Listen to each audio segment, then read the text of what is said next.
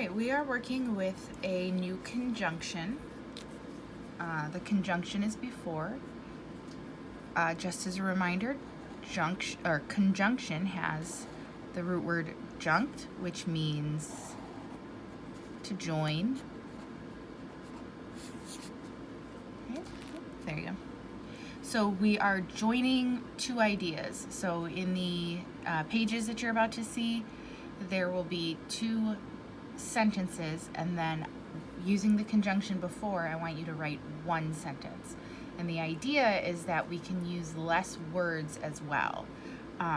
So sometimes you're just getting rid of a couple words, sometimes there's a few, but the word before, the conjunction before, is going to indicate an order of things happening. And when we use the conjunction before, it's telling us what happens first. So here are a couple examples on the page. And by the way, this the conjunction before is like right before page 75. So this first example says, wash your hands before you eat. So as far as telling us the order of things, first wash your hands, then eat. Sentence 2, he felt nervous before his first day. This sentence is telling us an order of things. That first he felt nervous, then he had his first day. So he felt nervous first.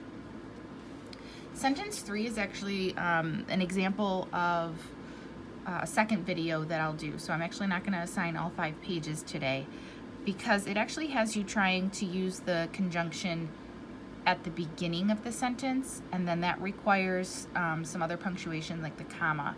So I want to keep that as a separate video, but this says, before you go, can you help clean? So this sentence could have been written, can you help clean before you go? But sometimes we want to not have our sentences like sound the same all the time, so we have different ways that we can write them. So here the conjunction's being used in the beginning. It's still saying the same thing, that first help clean, then you can go. So I will do page 75 with you guys.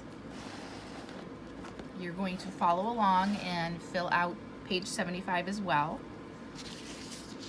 And then the pages where you see the arrows, wait for a different video. So you'll see in Schoology the exact pages I'm assigning, but I won't be doing the pages that have these arrows telling you to switch the order of the sentences today. Okay, so we're going to connect these two sentences using the conjunction before.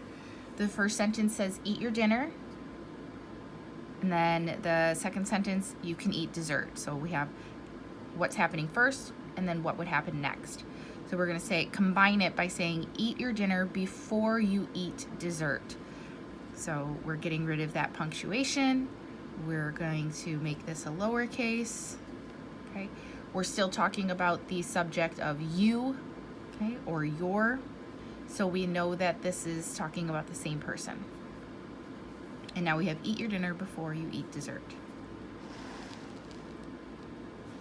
So we have I'll call you, then I will leave. So we're talking about the same subject, I. Okay. So we're going to omit our period, and what we're doing first is calling, and then what we're going to do next is leave. So we're going to use the conjunction I'll call you before I will leave. So we can get rid of that as well.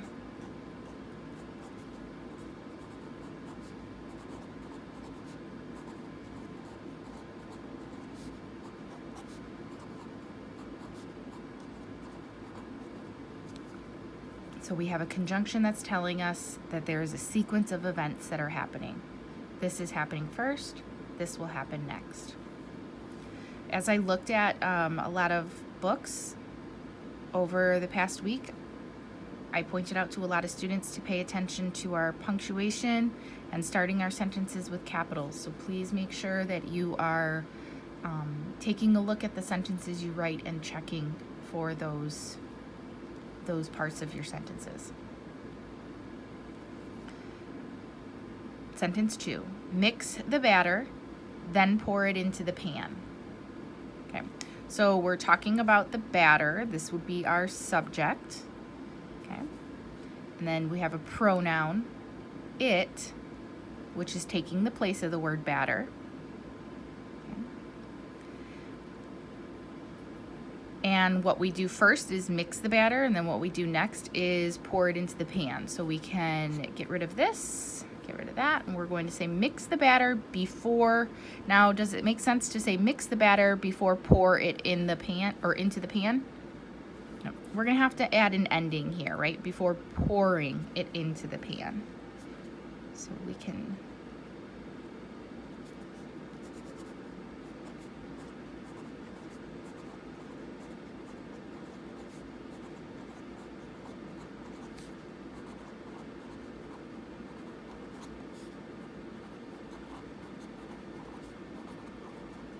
there we go.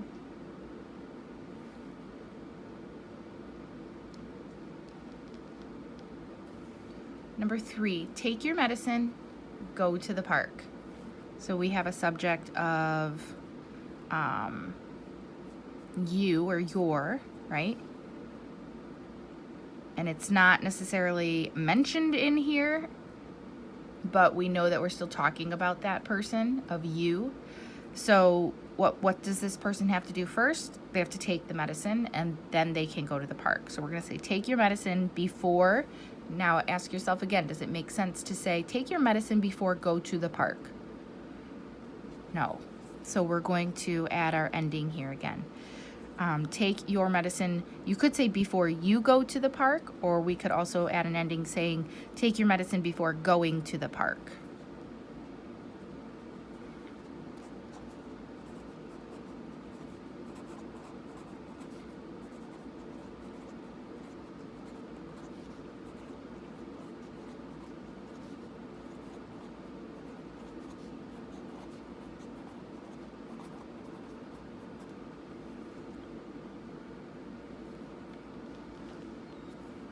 Number 4, we drove all night.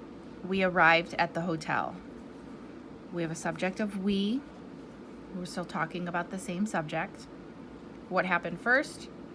Driving all night. Then what happened? Arrived at the hotel. So let's see if we can omit this. We drove all night before we arrived at the hotel. Doesn't sound like we need to change anything as far as endings go, so we can just write our sentence. We drove all night before we arrived at the hotel.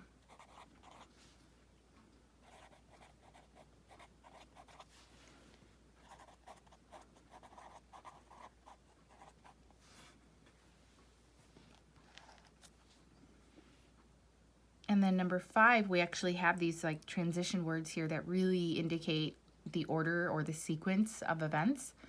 And instead of saying first and then, we're actually going to omit those and just use one conjunction or one word. So we're going to say, instead of first, brush your teeth, then go to bed, we're going to say brush your teeth before. Does it make sense to say brush your teeth before go to bed? Excuse me. We could add the pronoun you, brush your teeth before you go to bed, or we could say brush your teeth before going to bed.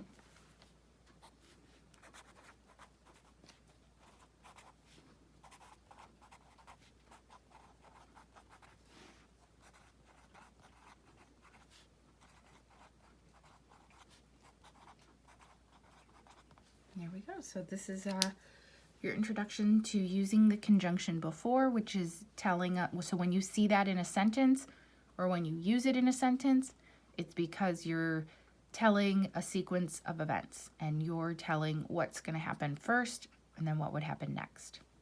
Okay? You'll take a look on Schoology to find out what pages I am assigning.